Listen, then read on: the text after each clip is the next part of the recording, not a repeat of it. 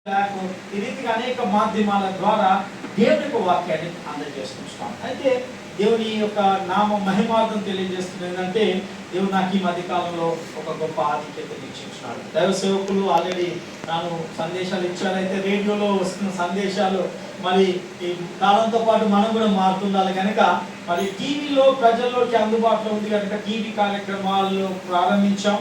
అందులో ఈ ఏదైతే అయ్యగారి యొక్క సందేశాలు వచనం వెంబడి వచనము ధ్యానిస్తూ వచ్చామో అదే రీతిగా మొన్న మే 28 నుండి దేవుని యొక్క కార్యక్రమాలను నేను కూడా అందించడానికి దేవుడు కృపను అనుగ్రహిస్తున్నాను. దేవుని మహిమార్థం చెప్తున్నాను, దయచేసి గమనించండి. జీ తెలుగు ఛానల్ ప్రతిరోజు 6 o'clock, కల్వరి టీవీలో 6 o'clock, యూట్యూబ్లో కూడా మరి ఈ యొక్క పరిచర్య ఇప్పుడు వర్డ్ రిసౌండ్స్ టుడే అనే పేరుతో పిలువబడుతుంది. ట్రాన్స్ఫర్ రేడియో ఇండియా రిజిస్టర్ అయింది, కానీ word resounds today, word resound అంటే వాక్యము ఈ రోజు ప్రతిధ్వనిస్తుంది, ప్రతిరోజు ప్రతిధ్వనిస్తుంది అన్న అర్థంతో కూడిన పేరుగా పిలువబడుతుంది. If you type word resounds today అనేది ఉంటే దాంట్లో యూట్యూబ్లో కూడా ప్రతిరోజు ఒక ½ an hour మెసేజ్ ఉంటుంది. అయ్యగారు చెప్పిన రీతిగా నేను కూడా I will stick to my time. Okay, ఎందుకంటే అంతకంటే ఎక్కువ మాట్లాడితే కార్యక్రమం లిమిట్ కూడా అయిపోతుంది కనుక ఐ నో మై థింగ్స్ కనుక. Okay, so don't worry. దేవుడు ఇచ్చిన సమయాన్ని బట్టి నేను దేవుడిని స్తుతిస్తుంటున్నాను. ఈ పరిచర్య కొరకు ప్రార్థన చేయండి. మేము ప్రతిరోజు కూడా ప్రతి సంవత్సరం కూడా ఒక బైబిల్ క్విజ్ నిర్వహిస్తాం. టీడబ్ల్యూఆర్ బైబిల్ క్విజ్ అనే పేరు మీద మేము నిర్వహిస్తుంటాం. ఒక్కొక్క పుస్తకం మీద ఆర్ఆర్కే మూర్తి గారి సందేశాలనే ఈ యొక్క ఆడియో రూపంలో విని ఎగ్జామ్ రాయాలి. మరి చాలా మందికి మీకు పరిచయం కావచ్చు. రేపు నెక్స్ట్ సండే త్రూఅవుట్ ఇండియా 16 లాంగ్వేజ్లో రాయబోతుంటాం. 16 భాషల్లో ఈ యొక్క బైబిల్ క్విజ్ త్రూఅవుట్ ఇండియా నిర్వహించబడుతుంది. దాదాపు 1,00,000 పైచీలకు రాస్తుంటున్నారు. సో లేట్ అయిపోయింది, ఎందుకంటే రిజిస్ట్రేషన్ టైం మీ సంఘాలు చెప్పడం కూడా దేవుని చిత్తం అయితే next year will plan out. Already మరి డాక్టర్ మార్టిన్ లూథర్ చర్చ్ వాళ్ళు రాస్తుంటారు, ప్రతి ఇయర్ దేవేందర్ చర్చ్ రాస్తుంటారు.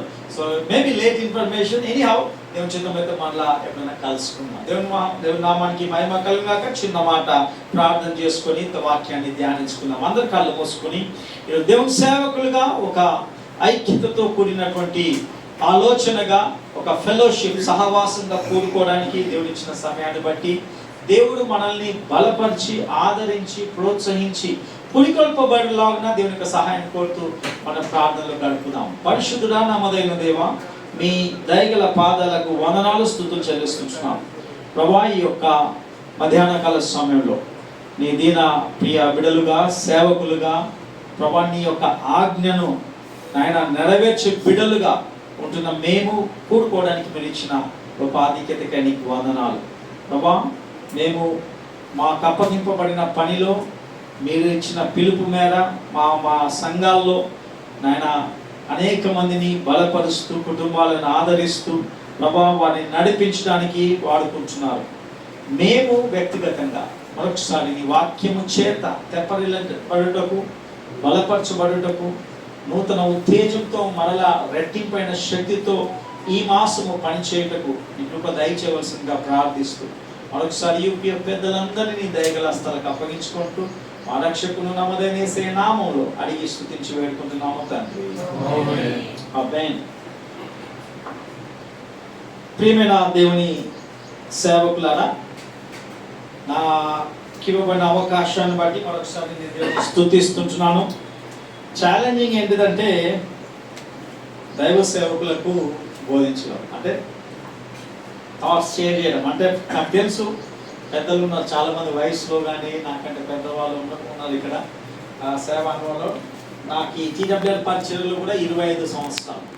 ఈ 2000లో నేను ఈ పరిచర్యలో జాయిన్ అయ్యాను. This is my 26th year running. So ఏది ఏమైనప్పటికీ మరి నాతో పాటు దేవుని యొక్క రాజ్యంలో, రాజ్య విస్తీర్ణంలో సేవ చేస్తున్నటువంటి ప్రతి సేవకుని సేవకురాలను నేను బట్టి నేను దేవుని స్తుతిస్తున్నాను. మరి దాదాపు ఒక 3-4 days క్రితము తమ్ముడు దేవేందర్ ఫోన్ చేశాడు, అన్న మరి యూపీఎఫ్ ఫెలోషిప్లో మీరు రావాలి, మీకు అందుబాటులో ఉందా అని. ఎప్పటి నుంచో పిలుస్తూ ఉన్నాడు, నేను రాలేకపోతున్నాను. కనీసం ఈ దఫానన్నా యొక్క మొత్తం మునుపటి పెండింగ్ ఫైల్స్ అన్ని క్లియర్ చేద్దామని ఓకే అని నేను అందుబాటులో. ఇప్పుడు కూడా కొంత బిజీగా ఉన్నప్పుడు కూడా నేను మీతో సేవకులు అన్నాగానే నాకు కూడా సంతోషం వేసింది. కొంతసేపు గడపడానికి దేవుడు ఇచ్చిన అవకాశాన్ని బట్టి దేవునికి వందనాలు తెలియజేస్తున్నాను. మరి ఈ యొక్క సందర్భాన్ని బట్టి నేను దేవుని యొక్క వాక్యంలో ఏమి తెలియజేయాలి అని దేవుని సన్నిధిలో గడుపుతున్న సమయంలో దేవుడు ఇచ్చిన ఒక తలంపును నేను మీతో పంచుకోవడానికి ఇష్టపడుతున్నాను.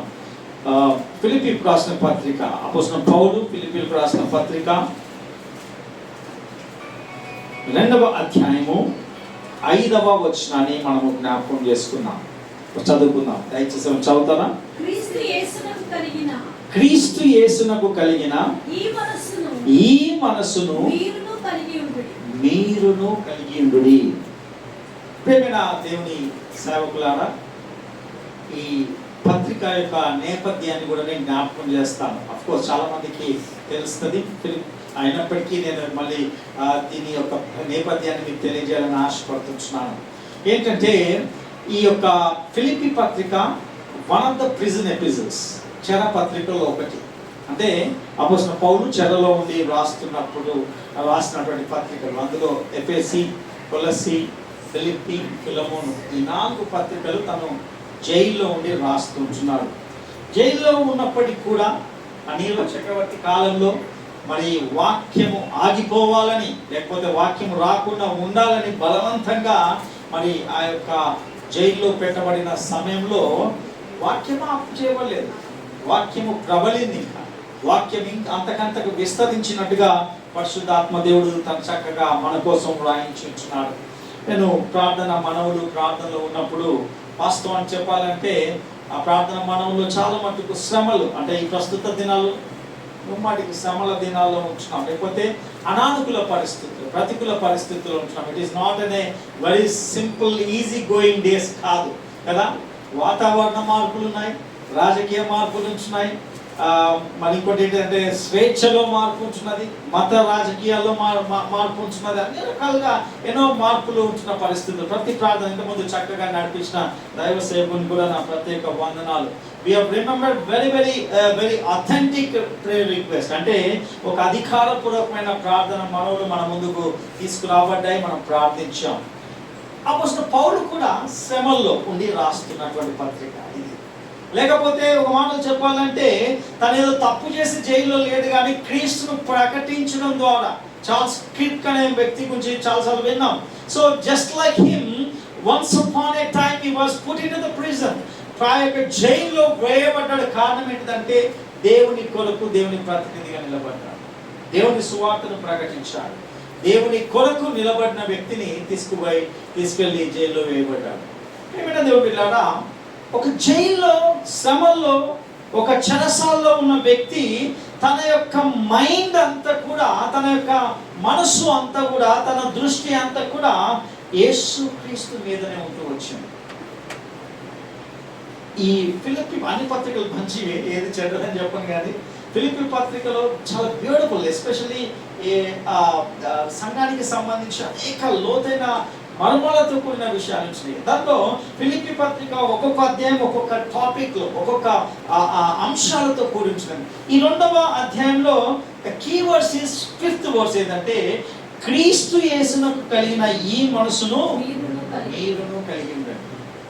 ప్రియమైన దేవుని బిడ్డలారా, ఇక్కడ ఫిలిప్పీ సంఘ పెద్దలకు, సంఘము అనగానే కేవలం కాపర్లు మాత్రమే కాదు, సంఘానికి ఒక యాజ్ అ చర్చ్. ఇక్కడ కాపర్లు ఉన్నా కూడా I want to talk to you as a church. ఒక సంఘముగా, సంఘాన్ని నడిపించే నాయకులుగా, సంఘ ప్రతినిధులుగా మనము ఏమి జ్ఞాపకం చేయబడుతున్నామంటే క్రీస్తు యేసునకు కలిగిన ఈ మనసు కలిగి ఉంది. ప్రియమైన దేవుని బిడ్డలారా, ఈ దినాల్లో సంఘము లేదా సంఘాలుగా, స్థానిక సంఘాలుగా, సంఘం అంటే అఫ్కోర్స్ సార్వత్రిక సంఘం ఒకటి ఉంటుంది, ఒకటే ఉంది. అయితే స్థానిక సంఘాలు, లోకల్ చర్చెస్ అంటాం కదా, ఈ లోకల్ చర్చెస్లో సంఘాలు క్రీస్తు యేసు యొక్క మనసును అర్థం చేసుకోలేని స్థితిలో ఉంటున్నాయి. ఒకవేళ మనసే కనుక అర్థమవుతే we can fulfill that desire of the mind of Christ. చాలాసార్లు మనం అంటాం కదా, వీడు నా మనసు ఎరిగినోడు అంటాం కదా. మన కుటుంబంలోనే కొన్నిసార్లు మన పిల్లలు ఉంటారు, మన పిల్లలు మనం కొన్ని చెప్పకముందే మనం ఏంటిదో అది ఎరిగి వాడు ఏం చేస్తాడు, మనల్ని మెప్పించడానికో లేకపోతే మనం సంతోష పెట్టడానికి, మనకి ఇష్టమైనది చేయడానికి ఇష్టపడుతుంటాడు. Because he knows my mind. Not completely, okay, కానీ కొద్దిలో కొద్దినైనా తెలుసు. దేవుడు కూడా అఫ్ కోర్స్ ఒక్క వ్యక్తి గురించి సాక్ష్యం ఇచ్చాడు, ఏది నా హృదయానుసారుడని దావీదు గురించి సాక్ష్యం ఇచ్చాడు. అంటే నేను హృదయంలో నా మనసులో ఏదైతే అనుకుంటానో అలానే సక్రమంగా క్రమంగా అలాగే జరిగిస్తున్నానని సాక్ష్యం ఇచ్చాడు. అఫ్ కోర్స్ అది దావీదుకి సంబంధించింది. ఇక్కడ పౌలు సంఘాలందరికీ, సంఘ కాపరులకు కూడా ఒక జ్ఞాపకం చేస్తుంది ఏంటంటే, మీరు క్రీస్తు యేసునకు కలిగిన ఈ మనస్సును ఎరిగి తెలుసుకొని దాని ప్రకారం ప్రవర్తించండి. చాలాసార్లు మనము ఈ మనసు ఏంటిదో అర్థం కాక, ఈ మనసు ఏంటిదో పూర్తిగా ఆకలింపు చేసుకోలేక, ఈ మనసును పూర్తిగా గ్రహించలేక ఇందులో మన మనస్సును కూడా జోడించి ఈ సంఘాన్ని లేదా సంఘాలను నడిపిస్తున్నటువంటి పరిస్థితుల్లో ఉండడానికి ఆస్కారం ఉంటుంది. Just it applies to me also. సంఘాలుగా ఒకసారి దేవుని వాక్యం ద్వారా ఇంతకీ పౌలు యొక్క ఉద్దేశం ఏంటిదో జ్ఞాపకం చేయాలని ఆశపడుతున్నాను. నేను వెరీ క్లుప్తంగా చాలా బ్రీఫ్గా చెప్పాలని ఆశపడుతున్నాను. ఏంటంటే, ఇంతకీ క్రీస్తు యేసున కలిగిన మనసు ఏంటిది? What looks like it? What does it speaks to us? ఈ క్రీస్తు యేసునకు మనసు ఈ ఎక్స్రే రూపంలో చూపిస్తే ఎలా ఉంటుంది అనేది ఈ అధ్యాయంలో దేవుడు, మరి పరిశుద్ధాత్మ దేవుడు అపోస్తలుడైన పౌలు ద్వారా మనకి పత్రిక ద్వారా తెలియజేస్తున్నాడు. 4 విషయాలు చాలా క్లుప్తంగా I want to remind you. మరి దాన్ని లోతుగా చెప్తే ఏంటంటే, మీరు దీనికంటే ఇంకా లోతుగా బైబిల్ వేదస్సుతో లేకపోతే జ్ఞానంతో ఇంకా తెలుసు, కానీ just I'm reminding you, okay, జ్ఞాపకం చేస్తున్నాను. దయచేసి గమనించండి. 2వ అధ్యాయము ఒకసారి చూడండి, దయచేసి 3వ వచనం చూడండి, 3-4 వచనాలు చదవమ్మా. వృధాతిశయము చేతనైనను ఏమీ చేయక వినయమైన మనస్సు గల వారై ఒకరినొకడు తనకంటే యోగ్యుడని ఎంచుచు మీలో ప్రతివాడును తన సొంత కార్యములను మాత్రమే కాక ఇతరుల కార్యములను చూడవలెను. ఇతరుల కార్యములను కూడా చూడవాలి. The first thing, the mind of Christ is the mind of thinking others, not self. ఇతరుల కొరకు ఆలోచించే మనసే క్రీస్తు యేసున కలిగిన మనసు. ప్రియమైన దేవుళ్ళ, జాగ్రత్తగా ఉంది. ఈనాడు ప్రతి సంఘానికి, ప్రతి సంఘ కాపరికి, ప్రతి విశ్వాసికి ఉండవలసిన మనసు ఏంటిదంటే, సొంత కార్యముల కొరకు ఆలోచించబాకండి. ఆలోచిస్తే మంచిదే, కానీ అంతకంటే కూడా మీరు ఏం చేయమంటున్నాడని 3-4 వచనంలో, అంత మాత్రమే కాకుండా ఇతరుల కార్యములు కూడా చూడాలి. ఇంకో మాటలు చెప్పాలంటే, ఇతరులను గురించి కూడా ఆలోచించండి అని అంటున్నాడు. ఇంతకు ఇతరుల గురించి ఆలోచించాలంటే ఏంటిది? సింపుల్ థింగ్ ఏంటంటే, నీ చుట్టూ లేదా నీ యొక్క ప్రాంతంలో లేకున్నా నీవు పిలువబడిన స్థలంలో, నీ సేవ చేస్తున్న స్థలంలో క్రీస్తును ఎడగనటువంటి వ్యక్తుల రక్షణ కొరకు ఆలోచించడమే క్రీస్తు యేసును కలిగిన మనసు. This is what we need to understand. I don't want to, అంటే ఎవరిని కూడా వ్యక్తిగతంగా నేను విమర్శించడానికి, లేకపోతే పర్టికులర్గా నాకు ఎవరు తెలియదు కూడా మంచిదండి, ఓకే కదా, లేకపోతే నా గురించి అనక కాదు. కానీ ప్రస్తుత సంఘాల్లో చాలా మట్టుకు నేను, నా సంఘము, నా విశ్వాసము ఇలా ఒక గిరిగీసుకున్న పరిస్థితి. అది చేయొద్దంటలేడు. అది మాత్రమే కాదు, అంతకంటే మించింది ఏంటిదంటే, ఇతరుల కొరకు ఆలోచించాలి, ఇతరుల రక్షణ కొరకు ఆలోచించాలి, ఇతర రక్షణార్థమై నీవు నీ సంఘము ఏమి చేయాలో ఆలోచించాలి. అదే క్రీస్తు యేసున కలిగిన మనసు. నా ప్రియమైన దేవుని సేవకులారా, నా తోటి సేవకులారా, this is what you need to understand. ఇదే మనం అర్థం చేసుకోవాలి. The mind of thinking of other salvation. ఇతరుల యొక్క రక్షణార్థమై, ఇతరులను ప్రభు యొక్క రక్షణ జ్ఞానము అందజేసే విషయంలో, లేకపోతే ఇతరులను దేవుని యొక్క రాజ్యంలో చేర్చడానికి మన వంతు ప్రయత్నము, మన వంతు ప్రయాస, మన వంతు కృషి, మనం ఏమి చేస్తున్నాం ఒక సంఘముగా అనడమే ఈ దినము అపోస్తలుడైన పౌలు తన పత్రిక ద్వారా సేవకులకు మనకు జ్ఞాపకం చేస్తున్నాడు. నా ప్రియమైన దేవుని సేవకులారా, we should always have this mind of Christ. క్రీస్తు యేసున కలిగిన మనస్సు ఎంతో ప్రాముఖ్యమైనది. ఎందుకంటే ద బెస్ట్ ఎగ్జాంపుల్ ఏంటంటే క్రీస్తే. ఎక్కడుండే వాస్తవానికి క్రీస్తు? యేసుక్రీస్తు ప్రభువు ఎక్కడుండే అండి? ఇక్కడే ఉంది 6వ వచనంలో. ఎక్కడుండు? దేవుని స్వరూపంలో దేవునికి సమానంగా దేవుని యొక్క స్థానంలో పరలోకంలో ఉండేవాడు. కానీ ఒకరోజు ఏం చేశాడు ఆయన? ఒకరోజు కదా, అనాది సంకల్పం ఏం చేశాడు? ఇతరుల కోసం ఆలోచించాడు. ఇతరులు అంటే ఎవరండి? నీవు నేను. ఆయన ఆలోచించాడు కనుకనే అలాంటి మనసు మనకు ఉండాలని ప్రభు ఆశిస్తున్నాడు. ప్రేమ దేవుడు, ఈ దినము సేవకులుగా అఫ్ కోర్స్ మనం జ్ఞాపకం చేయబడుతున్నాం. మరొకసారి ఈ విషయంలో మనము క్రీస్తు యేసును మన మనస్సును ఎటువంటి పరిస్థితుల్లో లేకపోతే ఏ పాలలో మనం కలిగి ఉంచున్నాం ఒకసారి జ్ఞాపకం చేసుకున్నాం, విశ్లేషించుకున్నాం. ఇతరుల రక్షణ కొరకు, లేదా అఫ్ కోర్స్ మన సంఘంలో ఉండాలి, మంచిగా ఉండాలి, అభివృద్ధి చేసుకోవాలి, ఇంకా అన్ని రకాల ఆర్థికంగా, మానసికంగా, శారీరకంగా, భౌతికంగా, నిర్మాణ రీత్యా అన్ని అభివృద్ధి చేసుకోవాలి, తప్పు లేదు. అంత మాత్రమే కాకుండా ఇతరుల కొరకు, ఇతరుల ఆత్మల కొరకు, రక్షణ లేని వ్యక్తుల కొరకు ఆలోచించమని కోరుకుంటున్నాను. అదే క్రీస్తు యేసున కలిగిన మనస్సు. ఇక రెండో చూద్దాం దయచేసి, సమయాన్ని బట్టి నేను త్వరగా వెళ్తుంటాను. 7వ వచనం జ్ఞాపకం చేసుకుందాం దయచేసి. మనుషుల పోలికగా పుట్టి దాసుని స్వరూపం ధరించుకొని తన్ను తానే రిక్తునిగా చేసేది. Emptied himself. యాక్చువల్గా దీన్ని థియాలజికల్ భాషలో కెనోసిస్ థియరీ అంటారు. కెనోసిస్ థియరీ అంటే క్రైస్ట్ ఎంప్టీడ్ హిమ్సెల్ఫ్. మీకు తెలుసో తెలీదో, క్రీస్తు యేసు మొదటి రాకడలో లేదా రాకలో ఆయన మహిమ ధరించుకొని రాలేదు. He kept aside his glory కదా, తన మహిమను ఏం చేశాడని పక్కన పెట్టేశాడు. దేవుడే. కానీ ఏం చేశాడు? ఒక దేవునిగా తనకు చెందాల్సిన ప్రతి మహిమ మొదటి రాకలో పక్కన పెట్టాడు. ఈ మహిమ ఎప్పుడు సంతరించుకుంటుంది తెలుసా? రెండవ రాకడ. He came as a sheep. ఒక గొర్రె పిల్లగా వచ్చాడు. మహిమను త్యజించాడు, పక్కన పెట్టాడు, రిక్తునిగా చేసుకున్నాడు. అంటే సెకండ్ థింగ్ ఏంటంటే, మనసు ఏంటంటే the mind of a servant. ఒక దాసుని మనసు. దాసుని మనసు ఎలా ఉంటుందంటే సర్వీస్. అంటే మీకు తెలుసో తెలీదో, దీన్ని గ్రీకు భాషలో డూలోస్ అంటారు కదా, చాలా మంది తెలుసు ఈ పదం డూలోస్. డూలోస్ అంటే బాండ్ స్లేవ్. బాండ్ స్లేవ్ అంటే తెలుసా అండి? బాండ్ స్లేవ్ అంటే దానిలో పుట్టినవాడు, పుట్టుకతోనే వాడు పుట్టుడే కై అనుకుంటేనే నేను స్లేవ్ అనుకుంటే పుట్టాడు అన్నట్టు. ఓకే, ఈ స్లేవ్ ఎట్లా అంటే కాన్సెప్ట్ అర్థం చేసుకోవడం, మనకి ఇప్పుడు ఈ స్లేవ్ అనే పదానికి అంత భావం తెలియదు వాస్తవానికి. కానీ లిటరల్గా తెలియాలంటే మనం ఒకసారి 2000 years క్రితం వెళ్ళాలి. అంటే రోమా గవర్నమెంట్ ఉంది కదా, రోమా గ్రీక్ పీరియడ్ ఆఫ్ తెలుసుకుంటే ఎట్లా అంటే అది అమ్మేవాళ్ళు. ఒక్కసారి ఒక యజమానునికి ఒక స్లేవ్ ఉంది అనుకో, వానికి ఎటువంటి నిర్ణయానికి అవకాశం ఉండదు. వానికి పని తర్వాత పని, పని తర్వాత పని.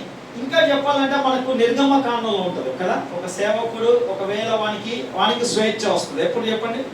7 సంవత్సరాల తర్వాత ఈ బికమ్స్ ఇండిపెండెంట్ అయిపోతాడు. అయిపోయిన తర్వాత ఏమవుతుంది? ఒకవేళ వాడు పోవాలంటే పోవచ్చు, కానీ పోయేది కూడా వాడు ఎవరితో పోవాలి? అక్కడే పోవాలి. భార్య పక్కనే ఉండాలి, పిల్లలు అక్కడే ఉండాలి, అన్ని వదిలిపెట్టి ఎప్పుడైన తర్వాత ఏమనాలి? లేదు, నా యజమానుడు నా మంచివాడు, నాకు అన్నం పెట్టాడు, నా భార్య పిల్లలు చేశారు కనుక నేను ఎక్కడికి వెళ్ళను, నీతో పాటే ఉంటాను. ఐ వాజ్ ఒక ఏమంటారు, ఇష్టపూర్వకంగానో లేకపోతే మొత్తంగా బానిస, కానీ ఇప్పుడు మాత్రం నేను స్వేచ్ఛగా ఇష్టపూర్వక. అందుకని ఏం చేసేవాడు? ఈ యొక్క డోర్ మధ్యలో తీసుకుపోయి ఏం చేసేవాళ్ళు? చెవికి ఒక కుదురు పెట్టేవాడు కదా. ఇది ఇన్నోడు ఏంటంటే ఎవడన్నా ఇప్పుడు అంటే ఫ్యాషన్గా పెట్టుకుంటున్నారు రైట్. ఇట్లా కమ్మ పెట్టుకున్నంటే this is the very faithful slave. అదే వీడు తన యజమానిని సేవించేవాడు. అంటే జస్ట్ అండ్ జనరల్ అంటే ఓకే అయ్యా మీరు చేతులు పెట్టాలనుకుంటే అంటే లోకంకి అది పెట్టుకోగానే they used to give respect అన్నట్టు. ఓకే, ఆ కుదురు లేకపోతే ఆ యొక్క చెవి కమ్మలాగా పెట్టుకున్న వ్యక్తి అంటే this is the what faithful. అది ఆ భావం. ఈ బాండ్ స్లేవ్ అంటే ఏంటంటే నేను నా ఇష్టపూర్వకంగా నాకు దేవుడు అనేది కొడతాడు తిడతాడని కాదు, కానీ నన్ను రక్షించిన యజమానిని నేను ఇష్టపూర్వకంగా సేవిస్తాను, తగ్గించుకుంటాను, ఒక దాసునిగా ఉంటాను అనడమే క్రీస్తు యొక్క మనస్సు. I hope you understand. Okay, ఈ యొక్క రెండవ మనసు ఏంటంటే దాసుని స్వరూపం, దాసుని మనసు కలిగి ఉంది. ఇతరుల కొరకు ఆలోచించే మనసు క్రీస్తు యొక్క మనసు. రెండవది, ఏదైతే సంఘము తగ్గింపుతో పరిచర్య చేయాలని, ప్రయాసపడాలని, శ్రమ పడాలని, దాసత్వం చేయడానికి ఇష్టపూర్వకంగా ఇష్టపడుతుందో అట్టి సంఘము, అట్టి సంఘ కాపరి క్రీస్తు యేసునకు కలిగిన మనసు కలిగిన సంఘము. హల్లెలూయా, దేవుని నామమునకు మహిమ కలుగుగాక. When we understand the mind of Christ, క్రీస్తు మనసు ఇదే అంటే ఖచ్చితంగా మనం అలా ప్రవర్తించడానికి ఆస్కారం ఉంది కదా. ఈ దినాల్లో మనం కాదు కానీ చాలా సంఘాలు దే బోస్ట్ ఆఫ్ దెమ్సెల్వ్స్ కదా. బోస్టింగ్ అంటే తెలుసు కదా, కాళ్ళట్లు ఎగరేసుకొని మా సంఘము గొప్పది, లేదా మా సంఘంలో జనాభా ఇంత వస్తారు కదా. ఆల్రెడీ అక్కడక్కడ కొట్టుకొచ్చిన సంఘాలు విశ్వాసాలు అని మనకు తెలుసు కానీ ఓకే ఓకే ఇది ఇంతమంది వస్తారు, లేకపోతే ఈ రీతిగా జరుగుతుంది, ఇట్లా ఇట్లా అంటూ చాలా చేస్తుంటారు కదా. మా ఏమంటారు ఆర్థిక ఏమంటారు దశం భాగాలు ఇన్ని, లేకపోతే ఇంత ఉంది, ఏసీ ఉంది, ఇది ఉంది, రకరకాల పోస్ట్. దేవుని మనసు ఎరిగిన సంఘము భౌతిక వనరులను తప్పుడు కాదు, కానీ దాని మీద అతిశయించిన క్రీస్తు యొక్క మనసు కాదు. ఎవరు నిన్ను హెచ్చిస్తున్న కొద్దీ you develop yourself, there is nothing wrong in it, దాని తప్పే లేదు. కానీ అదే నీ యొక్క అతిశయానికి కారణం కాకూడదు అనేది నేడు సంఘ కాపులుగా సంఘంగా గుర్తించాలి కదా. క్రీస్తు యేసు పరిచారం చేయడానికి వచ్చాడు, కానీ పరిచారం చేయించుకోవడానికి రాలేదు. ఈ సత్యాన్ని మనం గమనిద్దాం. ఇది ఒక పారామీటర్స్. నేను నా సంఘము ఇతరుల రక్షణ కొరకు ఎల్లప్పుడూ ఆలోచించే సంఘంగా ఉంచున్నావా లేదా, నంబర్ 1. నంబర్ 2, నేను నా సంఘము ఇతరులకు పరిచారం చేయడానికి ఒక దాసునిగా అట్టి మనసు కలిగి ఉన్నానా లేదా అనేది రెండో విషయం. ఇక మూడో చూద్దాం దయచేసి. థర్డ్ థింగ్ ఏంటంటే 8వ వచనం చూడండి. 8వ వచనం, మరియు ఆయన ఆకారమందు మనుషుడిగా కనబడి మరణము పొందినంతగా, అనగా సిలువ మరణము పొందినంతగా విధేయత చూపిన వాడై తను తాను తగ్గించుకొనెను. ప్రియమైన దేవుని బిడ్డ, the third mindset of Christ, లేకపోతే third mind of Christ is ఏంటంటే, ఇక్కడ గమనించండి, ఒక చాలా అద్భుతంగా ఒక పదం వాడబడింది. ఏంటంటే మరణము పొందినంతగా, అనగా సిలువ మరణము పొందినంతగా విధేయత చూపించారు. ఓకే, ఇక్కడ ఏంటంటే క్రీస్తు ప్రభు వారు వాస్తవానికి మరణం పొందేంత వరకు, సిలువ మరణం పొందేంత వరకు కూడా ఏం చేశాడు? ఆయన విధేయత చూపుతూ వచ్చాడు. ఓకే, మూడోది ఏంటంటే వాస్తవానికి సిలువ దేని గుర్తు తెలుసా అండి? సిలువ దేని గుర్తు? శ్రమల గుర్తు. శ్రమల గుర్తు. దయచేసి సేవకులారా, నేను జ్ఞాపకం చేస్తుంటున్నాను, ఈరోజు నీ సంఘములో, నీ కుటుంబంలో, నీలో ముఖ్యంగా విశ్వాసులతో సమస్య లేదు, అంత హ్యాపీగా ఉందంటే there is something problem. అర్థమైందా మీకు? శ్రమలు అనేది ఏదో రూపంలో ఉండాలి. ఓకే, ఎందుకంటే యేసుక్రీస్తు ప్రభు వారు శ్రమల ద్వారానే విధేయత నేర్చుకున్నాడు, శ్రమలకు లోబడ్డాడు. శ్రమలు పొందడం అనేది క్రీస్తు యేసు యొక్క మనస్సు కలిగిన లక్ష్యం. అంటే చాలా మట్టుకు సేవకులుగా చిన్న శ్రమ రాగానే, లేకపోతే కొన్ని శ్రమలు రాగానే, చిన్నది పెద్ద శ్రమ వచ్చిన తర్వాత కూడా కదా ఏమంటున్నారు, కొన్నిసార్లు మనల్ని మనం ఎందుకు వచ్చాను అన్న ఆలోచన కూడా రావచ్చు. సేవకు ఎందుకు వచ్చాను, లేకపోతే ఇలాంటి ఆలోచనలు ఒకటిగా చాలా వస్తాయి, చాలాసార్లు వచ్చింటాయి. కానీ జస్ట్ ఎంకరేజ్ బలపరచడానికి. ఎందుకంటే శ్రమలు దేవుడు మనకిచ్చే పరిపక్వతలోకి నడిపించడానికి ఇచ్చే ఆశీర్వాదం.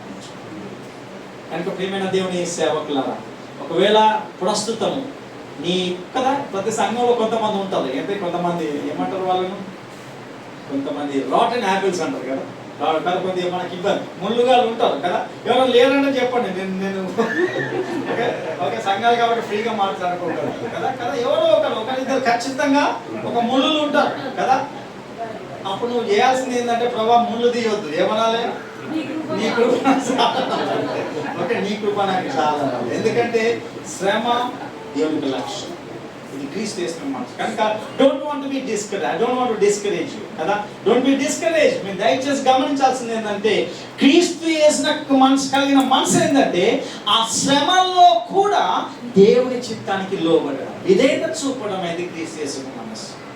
ఇక 4 చెప్పి నేను ముగిస్తాను, తద్వారా షుగర్ పేషెంట్స్ కూడా హ్యాపీగా ఫీల్ అవుతారు.